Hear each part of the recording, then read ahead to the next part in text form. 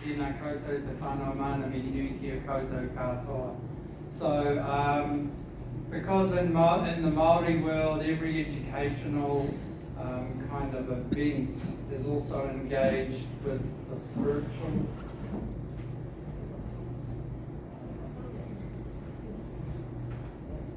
It's still it's engaged with the spiritual, so you don't separate the educational and the spiritual. So because that's the way they operate and it's the way I operate, I'll start with a prayer. Yeah. Bīnui tātā, let us pray. E te atua te kaipakoro nā mea katoa. Whakapainga e kōrero i te mo te papa me te tama e koeru topu. Amen.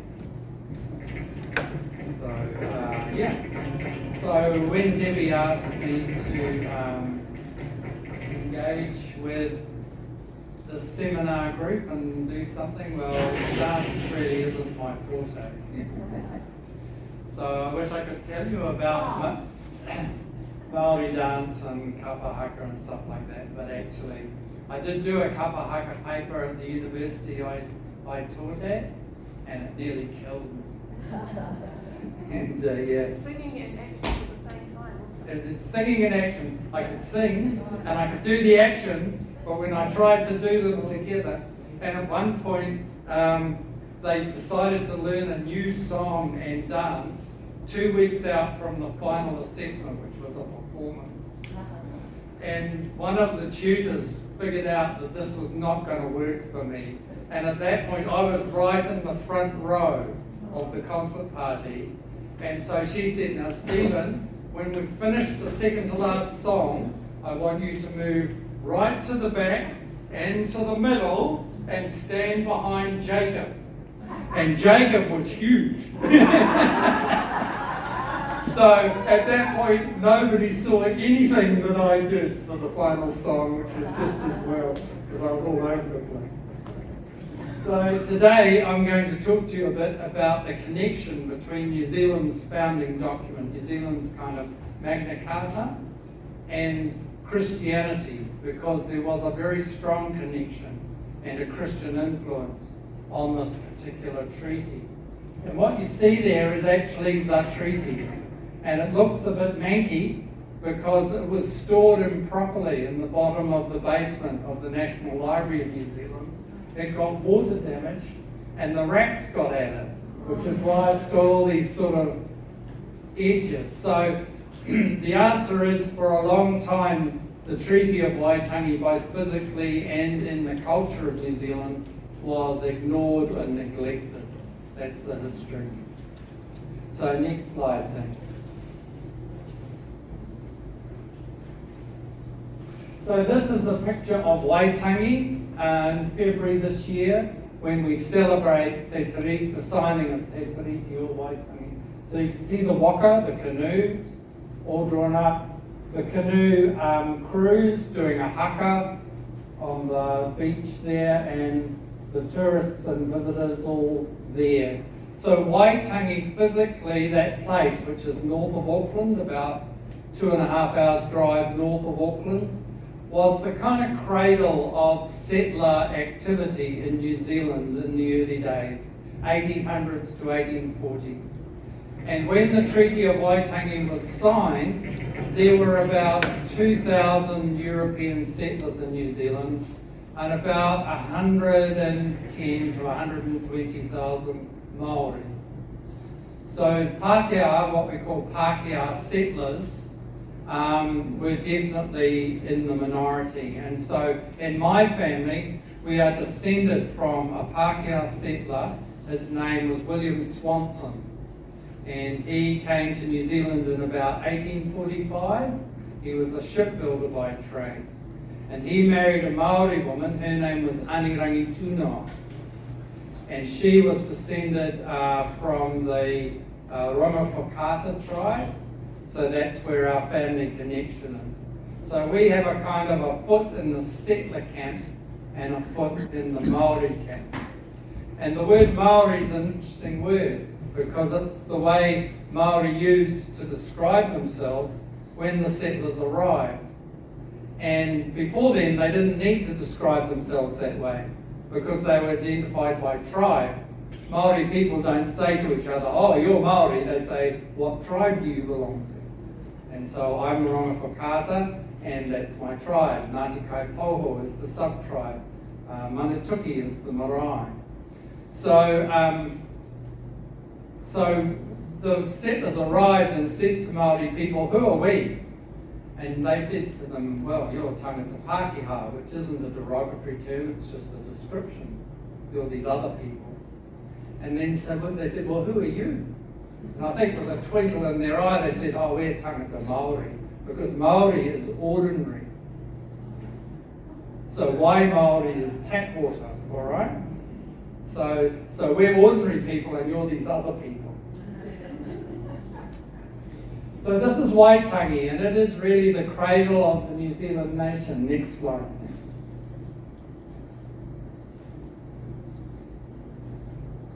And this is the place where Samuel Marsden landed from Sydney.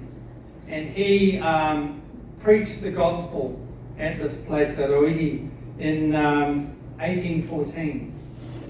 Now Samuel Marsden was a bit of an interesting character as churchmen go.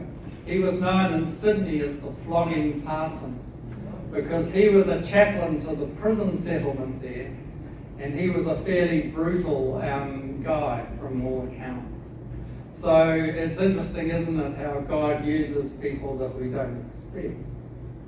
But he landed at Waitangi, and that became the place where you had the first contact of the gospel with the indigenous people there.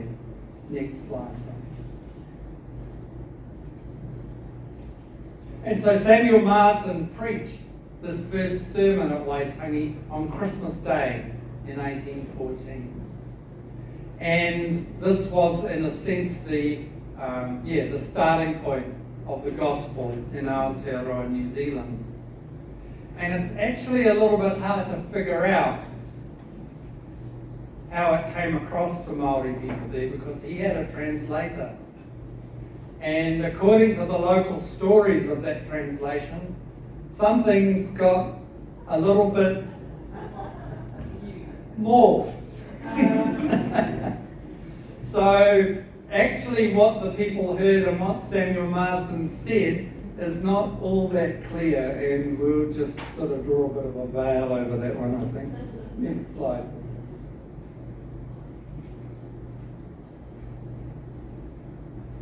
Yeah, but Christianity definitely made an impact in those early days in New Zealand.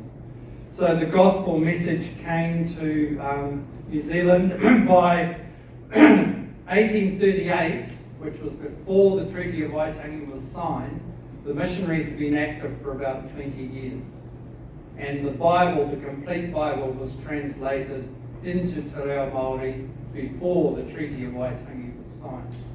So there was a strong influence on Māori people in relation to the Bible, because wherever the missionaries went, they taught Māori to read and to write, and the text they used was the Bible. And this was one of the few things that was available in Te Reo Māori. And the missionaries obviously were heavily involved in that translation. Next slide, thanks. So we come to the Treaty of Waitangi itself. Now, the treaty was signed in 1840, and the reason for the treaty was that in general, the British colonial empire had a pretty poor track record of dealing with indigenous people. And that's a little bit of an understatement. And so there was an impulse in the British government at the time that maybe New Zealand could be different. That there was a possibility, at least, that New Zealand could be different. Next slide. So this is Lord Glenelg, and at the time that the treaty was being drafted, he was the secretary for the colonies in the British government in London. Next slide. And he had a colleague who was Sir James Stephen, who was the permanent Under-Secretary for the Colonies Department. And both of these people were evangelical Christians. Next slide. So these two people were determined that New Zealand would be different in terms of the way it was treated from the British colonial kind of view. And they also had close links with the Anglican Church Missionary Society, CMS. And to this day, the Anglican Church in New Zealand in Maori is called Hahi Mihinari, the Missionary Church. That's what it's called. So I am an Anglican priest, so I'm a Minita Mihinari. That's my title. So that CMS have been very active in sending missionaries to New Zealand right from the start of Christian contact. So these two guys were committed to seeing Maori interests protected in the proposed colonisation of New Zealand. And initially, they proposed, as part of their government policy, that Maori would be an independent nation. New Zealand would be an independent nation. Maori would be the sole governing people. That's how radical that was. But with the arrival of the New Zealand company, who basically were a pack of scammers and scoundrels, they realised that actually they couldn't hold back the whole settlement thing. So, next slide, thanks.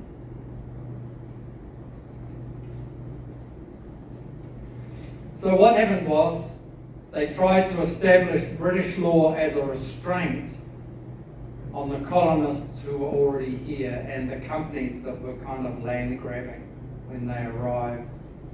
And their influence resulted in this guy, Lieutenant Governor Captain William Hobson, being dispatched to New Zealand with instruction to seek Crown sovereignty of New Zealand on the basis of what was called free and intelligent consent of Maori, and to ensure that their land rights and their political rights were protected.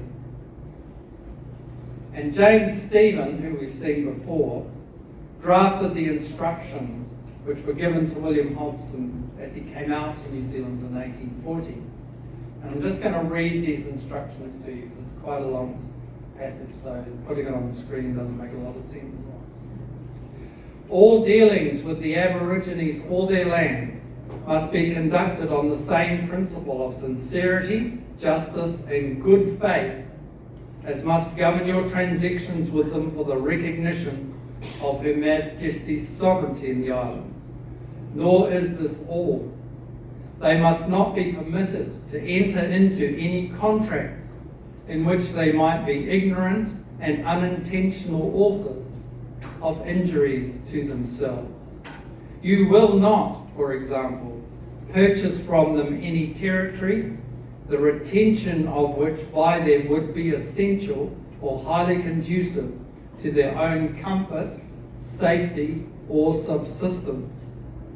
The acquisition of land by the Crown for the future settlement of British subjects must be confined to such districts as the natives can alienate without distress or serious inconvenience to themselves. To secure the observance of this rule will be one of the first duties of you as their official protector. So the instruction from James Stephens and Lord Connell was very clear that the Maori people in New Zealand were not to be ripped off in terms of land or anything else. And Maori saw and still see the treaty in spiritual and Christian terms. Next slide. So Te Tiriti o Waitangi, the Treaty of Waitangi, is often called by Māori Te Kawenata o Waitangi. And Kawenata is the Māori transliteration of the word covenant. All right. So Māori had had missionaries there for over 20 years. They'd been reading the Bible for 20 years. They understood the concept of covenant. And they applied this term covenant to this treaty. That's how they viewed it. So when Captain Hobson arrived in New Zealand in January 1840, the task of negotiating this treaty was actually beyond him. Because for one, he couldn't read, write or speak Māori. So he relied on the missionaries who were currently there, who were fluent, to actually be the translators, both in terms of the written document and the spoken negotiation. And the other thing about this was that the Māori, the missionaries who had come to the Māori, particularly some of the missionaries in Waitangi, around Waitangi in Northland, they were trusted people. Next slide. So this is the Reverend Henry Williams. He was a CMS missionary who came out to New Zealand, and he was an ex-Royal Navy officer. So he was experienced in naval warfare. He fought in the Battle of Trafalgar. He was on the ships when they were bashing the daylights out of each other. So he had had experience of war and conflict. And he developed a really strong reputation in Northland, in this area, which was the primarily Ngāpuhi country, that's the tribe there, as a peacemaker. And quite often, he would actually get between two warring parties with his Bible and negotiate a peace between them. And the nickname, because he wore glasses, the nickname among the Māori people in that area for him was Karuwha, which means four-eye. So, he was present at the signing of the Treaty of Waitangi, and he was the major person in terms of drafting the Te Reo Māori version of the Treaty of Waitangi, in terms of translating it from English into Te Reo Māori. Next slide, please. So as I said before, Tiriti o Waitangi, Te Kawenata o Waitangi. Next slide. So we come to the treaty signing. In a way, I think it's a bit of a pity that his brother William Williams wasn't there as well, because William Williams was a better speaker and writer of Te Reo Māori. He was more fluent than Henry Williams. But it was a question of who was there at the time. The treaty was drafted and signed in a hurry. It was basically done overnight. Hobson arrived. They drafted this little one-pager, which has 3 articles in it. It's really simple. Henry Williams sat down with his son that night, translated it into Reo Māori. The next day, they had the meeting with the chiefs. So it was all done in a screaming hurry.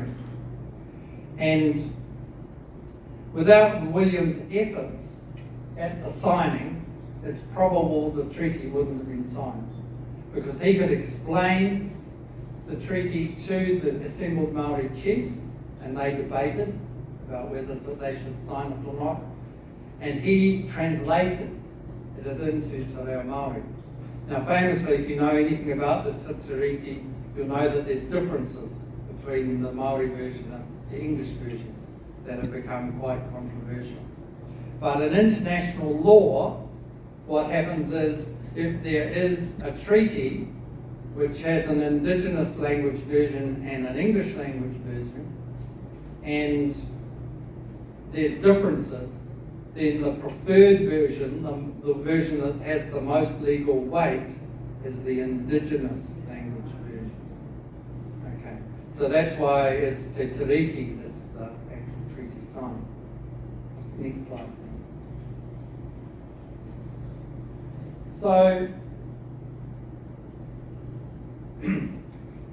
The debate, well, the spread of Christianity had been initially slow, but by the 1830s, which is 10 years before the treaty, the gospel was surging across New Zealand. Regular Maori attendance at Anglican church services alone was recorded at around 30,000 people on a Sunday. And remember, this is a time when that represents about a quarter of the Maori population in New Zealand. And the Wesleyans also experienced major growth. As Michael King notes in his Penguin History of New Zealand, Te Atua, the God of the Bible, was on the move. Next slide, thanks. So Captain Hobson arrived, and Maori were predisposed to the offer that he carried. They'd seen the benefits of Christianity, peace between tribes. Maori society has a principle called utu, which means reciprocity. So if you do something good for me, I'm obliged to do something good for you. If you do something bad to me, I'm obliged to do something bad to you. And so utu had sort of fostered sort of tit-for-tat warfare among Maori tribes for centuries. And really what happened was the peacemaking sort of influence of Christianity had done something to sort of dampen that down. So there was less intertribal warfare. And many chiefs understood this biblical covenant idea to be part of this whole Christian framework. Next slide. Yep, next one after that. Okay, I've got to set that. There we go. So, unfortunately, as we know, the treaty was then dishonored.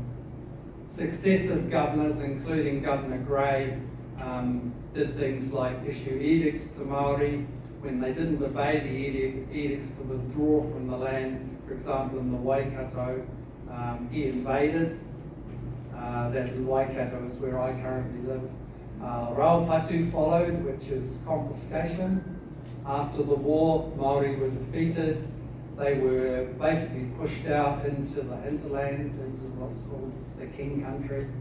And so about 2 million acres were confiscated from Maori, converted into settler farmland. Recently, the Treaty of Waitangi tribunals have been reversing those kinds of decisions, but be aware that where you get, for example, in the Waikato, a Treaty of Waitangi settlement that involves compensation. In the case of the Waikato, the final settlement amount that's been returned to the tribe is about 2% of the actual value of the land that was taken. But now, Tainui Group Holdings, that's the business arm of the Tainui tribe, they are currently worth something in the region of $6 billion. So now Maori economy is a real key player in New Zealand. But the treaty was dishonoured, and recently, if you've been following the news, how are we going, Deb? Okay. You'll have been following the raru, which means the controversy, around the Treaty Principles Bill, proposed by our very own dear David Seymour, the leader of the ACT Party. And this bill was an attempt to rewrite Te Tiriti o Waitangi as a kind of modern Bill of Rights. So rather than being a contract between the Crown and Maori people, it was an attempt to sort of morph it into a sort of a James Locke style Bill of Rights. And it got a lot of pushback. Deb and I went on the protest in Hamilton that was attended by thousands of people. 30,000 people turned up outside Parliament to protest that bill. And last week, it got voted down by the House. 112 to 11. There were 300,000 submissions on the bill, and it's the most submissions that's ever been for any bill in New Zealand, Pākehā and Māori, and it broke the parliamentary reporting system. They couldn't actually process all the submissions. So yeah, so it's still very much a live item, and you'll often hear Māori people say things like "Toitu te Tiriti," honour the treaty. And the other interesting thing is that the Christian church also in this last little while has rediscovered its voice in relation to the treaty. So there was active participation by churches in the submissions, in the protests. We rediscovered our voice. And I think that that's an important lesson for us as well, because Christians were present at the formation of the treaty and then gradually faded into silence. And silence, of course, is always the support of the oppressor. That's how it works. Last one. Yeah. So that's a Treaty of Waitangi Tribunal meeting. The Waitangi Tribunal was set up to adjudicate these kinds of issues, and it's still going. So we're still in the process of trying to put right some of the things that historically have been wrong. Next slide. So for us today, what does this mean for us today? Is this just sort of interesting, dusty history?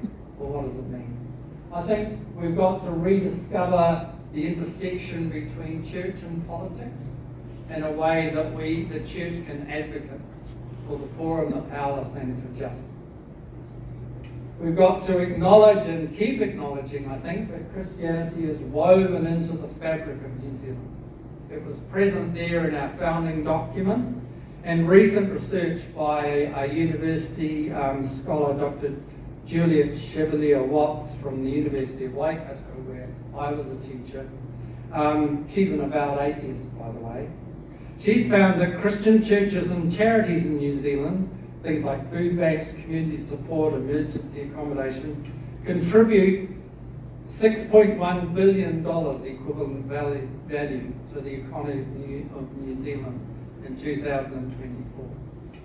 So the New Zealand Christian churches' contribution to the community of New Zealand is about the same in GDP terms as our wine industry.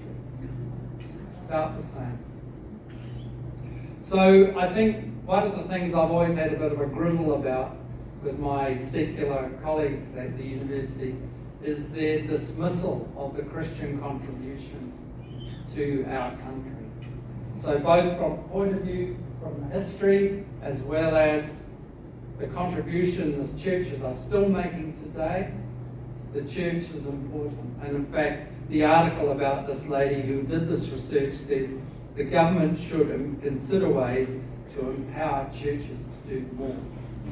And she started out from the exactly reverse position. She was all for shutting down the charitable status of churches. And through her research, she came to the opposite conclusion. So I think going forward, we've got two burdens. I think for Pākehā people, settler people, descendants of the original settlers, the Crown who made that original contract in Te Tiriti, our burden is justice. We must, as far as we can, right the wrongs of the past. We won't always be able to right them, but as far as we can, that's the burden. For Māori people, and because I have a foot in both camps, I can speak on both sides, it's very handy. I think there is a burden of forgiveness. I think that for Māori people, moving on is the key. And you get people like the Tainui people who have accepted the settlement of the Treaty of Waitangi and made a really positive contribution both economically and in other ways to the Waikato region here and today. The burden of forgiveness, not holding on to bitterness, moving on is part of what we need to do. And so I'll just just to finish with a karakia whakamutunga, a closing prayer. E te atua te kai whakaora nā mea te tau. Whakapainga i nei koe. Whakamoimiti ana ki ēnei tāngata. Waka whakaro, me oku waiho. Me te ngō te papa, me te mitama, me te lauru,